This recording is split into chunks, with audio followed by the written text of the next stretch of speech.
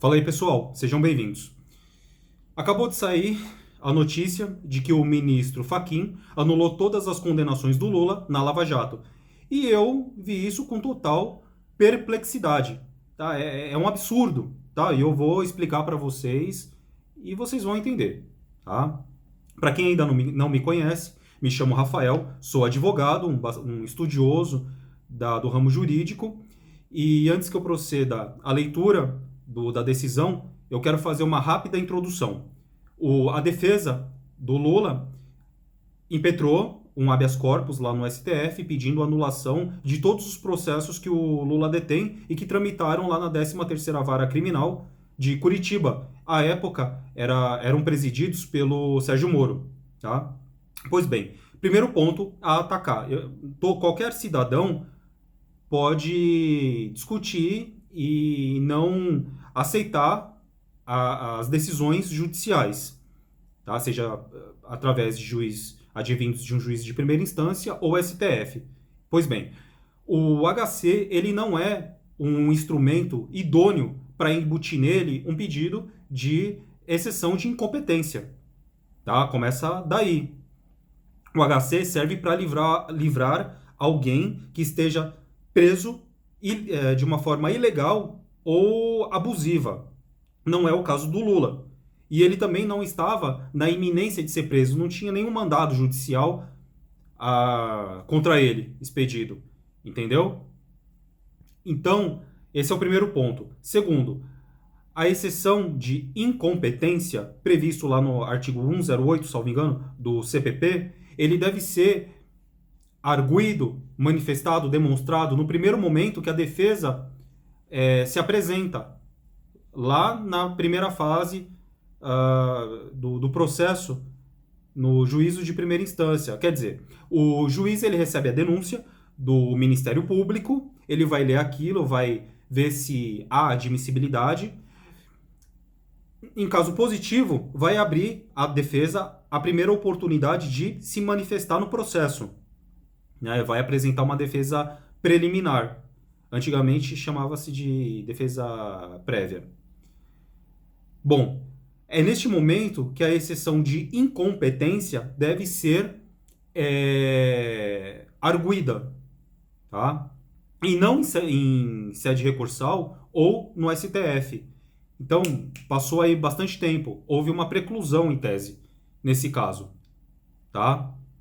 Terceiro ponto, que os advogados eles alegaram aí, fizeram todo o imbróglio, né? Falaram que, como o Lula, ele em tese teria praticado tais crimes que acabaram surgindo esses processos aí, né? Ele praticou, em tese, crimes com pessoas que detêm foro por prerrogativa. Então, todos estes autos deveriam estar em conexão, tudo junto lá no STF, e não separado, de tal modo que tais autoridades respondam no STF com foro especial, e o Lula no juízo de primeira instância. Tá? Ele falou que não pode. Só que o problema é que o STF tem várias decisões para os dois lados. Né? Quando um particular comete um crime com um senador, por exemplo, que detém um foro especial, né? Em alguns casos, eles entenderam que junta tudo em um só tribunal. Em outros casos, né, com outras pessoas, outros que estavam sendo processados, acusados, no caso, eles separaram. Né? A mesma situação, separaram. O que foi alegado aí? Que estava tendo um tumulto, porque este particular que não detinha foro especial estava criando um tumulto aqui em cima, então tinha que ir para o juiz de primeira instância. Tá? Mas quando mantiveram, na época, né, a conexão de casos e processos lá em cima, eles falaram que aí era coisa de para economizar, economia do processo. Né? Porque as provas ali produzidas seriam, em tese, todas convergidas para o mesmo órgão, entendeu? Tá. O quarto ponto é que atacaram, a defesa, no caso deles, atacaram a prevenção, que também está lá no CPP, né? que diz, quando o primeiro juiz ele toma conhecimento das investigações, do cometimento de crimes, né, ou seja, de uma coisa quando é muito grande, cabe a ele julgá-los, todos eles. Né? Então vamos supor, nesse caso da Lava Jato, houve crimes cometidos por várias pessoas em várias comarcas, em vários lugares. Tá? Só que tendo o Sérgio Moro como o primeiro juiz a tomar conhecimento da causa, todos os demais casos que estão correlatos, conexos, ainda que praticados em outras comarcas, tá? Estão preventos no mesmo juiz. Essa é a prevenção. E a defesa do Lula alegou que não, a prevenção deve ser relativizada. Pelo amor de Deus, está previsto na lei. Tá?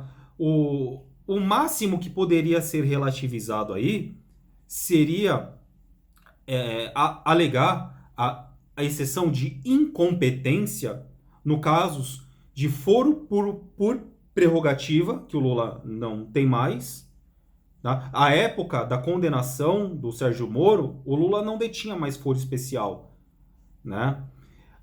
Ou em razão da matéria. Tá? O primeiro caso, razão da pessoa, e no segundo, razão da matéria. Esses dois casos, o direito permite que se alegue mesmo após a condenação, o trânsito em julgado.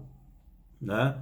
Que seria, no caso, incompetência absoluta, que não é o caso. Nesse caso, é incompetência relativa no máximo, que na verdade nem houve, né? Mas a defesa se valeu aí para justificar, né? Tá, já que eu falei de incompetência em razão da matéria, é quando, por exemplo, um juiz estadual está julgando um processo de matéria federal, ou de competência da justiça militar, eleitoral, ou de competência trabalhista, entendeu? A que não lhe compete. Isso seria a incompetência absoluta. Eu vou ler o dispositivo da sentença lá na parte final da decisão do referido ministro. Ante exposto com fundamento nos artigos tal, concedo ao HC para declarar a incompetência da 13ª Vara Federal da Subseção Judiciária de Curitiba para o processo e julgamento das ações penais que envolvem triplex do Guarujá, sítio de Atibaia e doações ao Instituto Lula, determinando a remessa dos respectivos autos à seção judiciária do Distrito Federal, porque os ministros entenderam que alguém lá do Distrito Federal é o juiz competente, talvez em razão do maior número de pessoas ou maior número de delitos cometidos ali. Né? E o juiz de lá, federal do DF, ele vai reavaliar os processos, as provas, e dele deverá partir uma nova decisão condenatória. Foi isso. Continuando, declaro, por força do artigo 567 do Código de Processo Penal, a nulidade apenas dos atos decisórios praticados, foi aquilo que eu estava falando. Devendo o juízo competente, que agora é do Distrito Federal, decidir acerca da possibilidade de convalidação dos atos instrutórios, que é conteúdo que remete ao 567 do CPP. Né? Então, todos aqueles processos serão reavaliados por um novo juiz. Agora, muito me espanta, isso é recorrível? É possível. Contra decisão que conhece a incompetência de juízo, cabe recurso em sentido estrito lá no artigo 581 do Código de Processo Penal, inciso 2º, salvo engano. Né? Cabe rese. Agora, o problema é que eu nunca vi rese no bojo do HC. Isso para mim é uma novidade. Depois de tanto tempo estudando aí, pra caramba, né? Tempos de formados. E olha que eu já estagiei em bons lugares, enfim. Né? Eu nunca vi isso. Parece que o PGR vai recorrer, e de fato ele tem que recorrer, porque isso daí é uma excrescência de tal tamanho que eu não sei mais o que falar para vocês. Então são 4 pontos. Primeiro, para finalizar, não cabe HC porque o Lula não está preso e nem está na iminência de ser preso. Segundo, não cabe HC porque em seu bojo, em seu conteúdo, não é permitido instrumento processual. Discutir instrumento processual como a exceção de incompetência. Terceiro, a exceção de incompetência, lá do artigo 108 do CPP, tem momento certo para ser alegado. Tá? É na primeira oportunidade na defesa do réu, quando o processo está no juiz de primeira instância. Tá? E não sou apenas eu que está falando. É a lei 108 do Código de Processo Penal, professores de direito, cursinhos, que muitos deles são juízes. Eu vou aproveitar esse gancho e ler para vocês. Tá? São vários autores aqui, eu vou escolher um. Guilherme de Souza Nucci. Ele já foi juiz do Tribunal de Justiça de São Paulo e atualmente ele é desembargador e também professor de cursinho. Ele diz que o artigo 108 do CPP, que a exceção de incompetência, ela tem um momento certo e deve ser arguida na primeira oportunidade que a parte, ou seja, a defesa, possui para se manifestar no processo. Tá? Ou seja, a maioria dos casos será no instante da defesa prévia, que agora se chama preliminar. Cumpre ao réu fazê-lo em peça separada na defesa preliminar, que haverá um processo separado.